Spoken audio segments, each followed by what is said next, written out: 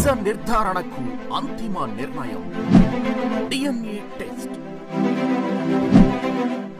ఉన్నది ఉన్నట్లుగా వాస్తవాలను శోధించి వివరించే మన డిఎన్ఏ టీవీ, మన రాష్ట్రం, మన ఛానల్. నమస్కారం.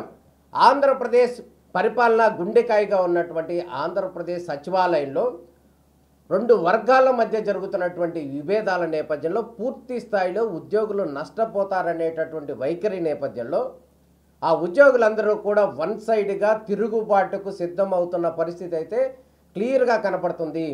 ఆ ఉద్యోగుల మధ్య ప్రచ్ఛన్న యుద్ధమే కరువాయే అన్న పరిస్థితుల నేపథ్యంలో అంతర్లీనంగా లోపల అయితే మాత్రం తీవ్రమైనటువంటి వాదోపవాదాలు, యుద్ధ వాతావరణం నెలకొన్న పరిస్థితి అయితే కనపడుతుంది.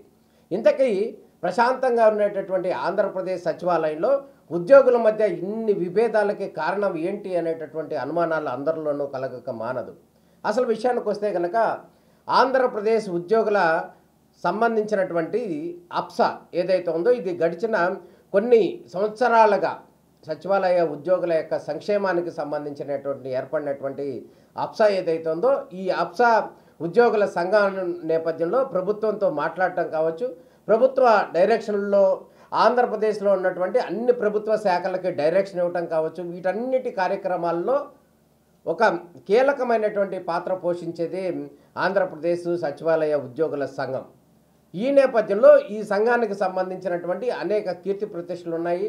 అనేక మంది ఉద్యోగ నేతలు కూడా చాలామంది ఇక్కడి నుంచి కూడా పరిపాలనా కార్యక్రమాలు నిర్వహించారు అనటంలో ఎటువంటి సందేహం లేదు. అదేవిధంగా కనుక రాష్ట్ర విభజన సందర్భంలో కూడా ఆంధ్రప్రదేశ్ తెలంగాణకు సంబంధించినటువంటి విభజన సందర్భంలో కూడా ఖచ్చితంగా సమైక్యాంధ్ర ఉండాలి, అదేవిధంగా ఉద్యోగుల యొక్క సమస్యలు వినాలి అనే వర్షంలో ఆంధ్రప్రదేశ్ సచివాలయ ఉద్యోగుల సంఘం నేపథ్యంలో అనేక ఉద్యమాలు కూడా చేసినటువంటి పరిస్థితి కనపడుతుంది. అదేవిధంగా రాష్ట్ర విభజనకు సంబంధించి ఆ రోజు అనేక ఉద్యోగ సంఘాలు కూడా ఆందోళన చేసినప్పటికీ కూడా సచివాలయం కీలకంగా ఉన్నటువంటి పరిపాలనా కేంద్రంగా ఉన్నటువంటి సచివాలయంలో ఆందోళన చేయటం ఏదైతే ఉందో అది చాలా పీక్ స్టేజ్లోకి వెళ్ళిన పరిస్థితి కనపడుతుంది. అదేవిధంగా కేంద్రం మీద, రాష్ట్రం మీద కూడా ఒత్తిడి తీసుకొచ్చినటువంటి పరిస్థితి గతం. అయితే రాష్ట్ర విభజన సందర్భంలో ఈ ఉద్యోగులకు సంబంధించి, ఆంధ్రాకు వచ్చేటటువంటి ఉద్యోగులకు సంబంధించి వారికి స్పెషల్ లీవ్ అంటే 5 రోజులు మాత్రమే వారికి వర్కింగ్ డేస్ పెట్టడం, అదేవిధంగా వారి కోసం ప్రత్యేకంగా ఒక ట్రైన్ ఏర్పాటు చేయటం, అదేవిధంగా ప్రత్యేకంగా ఒక బస్సు ఏర్పాటు చేయటం హైదరాబాద్ నుంచి ఇక్కడికి ట్రావెల్ చేసేవారికి, అదేవిధంగా ఇక్కడ ఉండేవారు ఎవరైతే ఉన్నారో, ఉద్యోగులు ఎవరైతే ఉన్నారో వాళ్ళకి బ్యాచిలర్ అకామిడేషన్ ఇవ్వటం, అంతేకాకుండా ఆ రెంటల్స్ అన్నీ కూడా ప్రభుత్వమే భరించటం, వారికి ఫుడ్కు సౌకర్యం కల్పించటం, అనేక రకాలైనటువంటి కార్యక్రమాలు ఆ రోజు ప్రభుత్వంపై ఒత్తిడి తీసుకొచ్చి వారి నుంచి సంపన్నం చేసుకున్నటువంటి పరిస్థితి కనపడింది. అంతేకాకుండా ఆంధ్రాకు వచ్చినటువంటి ఉద్యోగులు ఎవరైతే ఉన్నారో ఆ రోజు ఉన్న పరిస్థితుల నేపథ్యంలో 2016 పరిస్థితుల నేపథ్యంలో అప్పటి ముఖ్యమంత్రిగా ఉన్నటువంటి, ఇప్పుడు ముఖ్యమంత్రిగా ఉన్నటువంటి నారా చంద్రబాబు నాయుడు ఉద్యోగ సంఘాల నాయకులందరూ కలిసి మేము అక్కడి నుంచి ఇక్కడ పరిపాలన చేయడానికి సిద్ధంగానే ఉన్నాం, కాకపోతే మాకు ఇక్కడ ఒక ఇంటి నివాసం ఇవ్వండి అంటూ కూడా కోరటం జరిగింది. ఆ నేపథ్యంలోనే ఆ ముఖ్యమంత్రి చంద్రబాబు నాయుడు వారికి సంబంధించినటువంటి ఇళ్ల స్థలం ఇచ్చేందుకు కూడా ప్రతిపాదనలు చేశారు. అప్పట్లో జీవో కూడా జారీ చేసినటువంటి పరిస్థితి కనపడుతుంది. అది ఒక వర్షం. అదేవిధంగా ఉద్యోగులు ఎవరైతే ఉన్నారో వారందరూ కూడా సచివాలయంలో క్యాంటీన్ కూడా సబ్సిడీ రేటుకి ఇవ్వటం, ఇటువంటి అంశాలన్నీ కూడా ప్రభుత్వంతో చర్చలు జరిపిన నేపథ్యంలో ఆంధ్రప్రదేశ్ సెక్రటేరియట్ ఉద్యోగులకు వచ్చినటువంటి బెనిఫిట్స్గా మనం భావించాలి. అయితే ఈ విషయం అంతా ఎందుకు చెప్తున్నామంటే ప్రస్తుత పరిస్థితుల్లో రాష్ట్ర ముఖ్యమంత్రికి ఇక్కడ ఉన్నటువంటి అప్సా అధ్యక్షుడు ఎవరైతే ఉన్నారో వెంకట్రామరెడ్డి, ఈయన కనీసం ఒక బొకే ఇవ్వటానికి కూడా లేదా ఒక లెటర్ ఇవ్వటానికి కూడా ఇటువంటి ధైర్యం చేయలేదు, సాహసం చేయలేదు. ఎందుకంటే ఆయన గడిచిన ప్రభుత్వానికి వన్ సైడ్గా పనిచేశాడు అంటూ ఆ నేపథ్యంలోనే ఎన్నికల కమిషన్కి ఫిర్యాదు వెళ్ళటం, ఆ ఫిర్యాదు వెళ్ళిన నేపథ్యంలో అది రుజువు కావడంతో ఆయన్ని సస్పెండ్ చేయడం కూడా జరిగింది. ఇప్పటి వరకు కూడా ప్రజెంట్ ఆయన సస్పెన్షన్లో ఉన్నారు. అయితే ఈ నేపథ్యంలో సచివాలయ ఉద్యోగులు ఎవరైతే ఉన్నారో వారి ఉద్యోగులకు సంబంధించినటువంటి అనేక డిమాండ్లు ఉన్నాయి. ఇప్పుడు 16లో వచ్చినటువంటి ఆంధ్రప్రదేశ్ ఉద్యోగులు ఎవరైతే ఉన్నారో వారందరూ కూడా ఇప్పటికి 24 అంటే దాదాపు 8 సంవత్సరాలు అయిపోయిన పరిస్థితి. అందులో కొంతమంది కూడా రిటైర్ అయిపోయారు. అయితే ఏవైతే వారి హక్కులు కోరుకుంటున్నారో ఆ హక్కులు సాధించకుండానే వాళ్ళు రిటైర్ అయిపోయిన పరిస్థితి కనపడుతుంది ఉద్యోగులందరూ. మళ్ళీ రేపో మాపో కూడా ఈ ఉద్యోగులకు ఇస్తానటువంటి ఆ ఇళ్ల స్థలాల హామీ కావచ్చు, లేకపోతే ఇతర బెనిఫిట్స్ ఏవైతే ఉన్నాయో వాటన్నిటిని సాధించుకోవాలంటే కనుక ఉద్యోగ సంఘాల నుంచి ఒక ప్రతినిధి కావాలి అనేది ప్రధానంగా వాళ్ళు చెప్తున్నటువంటి డిమాండ్. ఈ నేపథ్యంలోనే ఎవరైతే ఉన్నారో వెంకట్రామరెడ్డి, ఈ వెంకట్రామరెడ్డి వైసీపీకి వన్ సైడ్గా పనిచేశాడు అనేది వాళ్ళు చెప్తున్నటువంటి వర్షనం. ఆయన ఆల్రెడీ సస్పెండ్ అయ్యాడు. వైస్ ప్రెసిడెంట్ ఏమో ఆల్రెడీ లేరు, చనిపోయారు.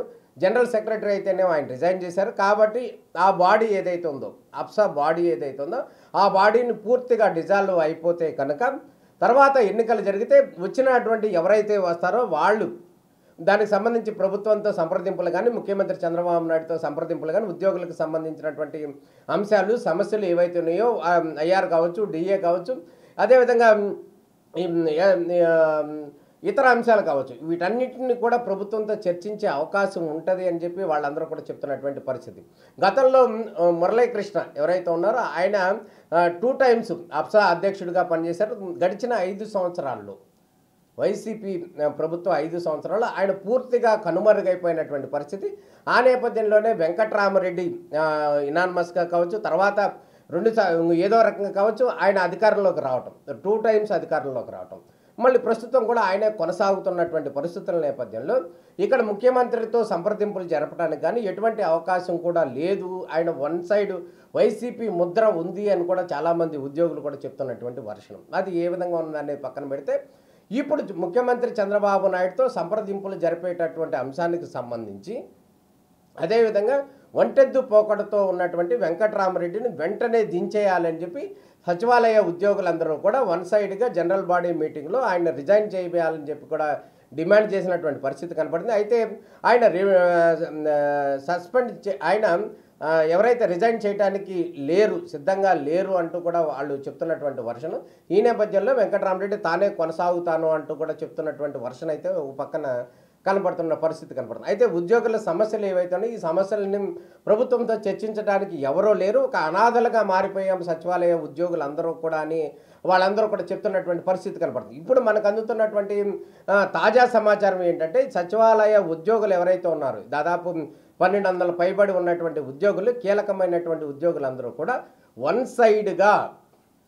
సైడ్గా ఈ అప్సా అసోసియేషన్ అధ్యక్ష బాడీ ఏదైతే ఉందో ఆ బాడీని పూర్తిగా డిజాల్వ్ చేయండి అంటూ కూడా సిఎస్ని కలవటానికి సిద్ధమవుతున్నారు.